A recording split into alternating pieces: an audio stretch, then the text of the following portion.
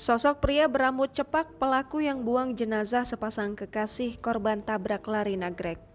Pembuang jenazah sepasang kekasih korban tabrak lari di Nagrek belum juga tertangkap. Namun, ciri-ciri pelaku sudah teridentifikasi, yaitu pria berambut cepak.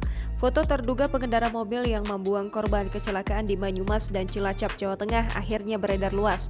Namun, polisi belum menangkap pelaku tabrak lari di jalur Nagrek, Bandung tersebut. Dalam kecelakaan tersebut, 2 orang yang merupakan pasangan kekasih meninggal, namun mayatnya dibuang di sungai di Jawa Tengah. Pada kecelakaan itu, korban bukannya dibawa ke rumah sakit seperti kata pelaku ke warga, justru membuangnya di Sungai Serayu di wilayah Jawa Tengah.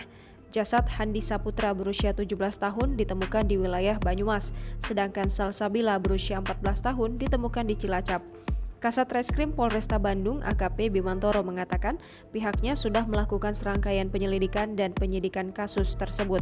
Bimantoro mengatakan pihaknya juga sudah melakukan olah TKP di Bandung kemudian ke Cilacap dan Banyumas.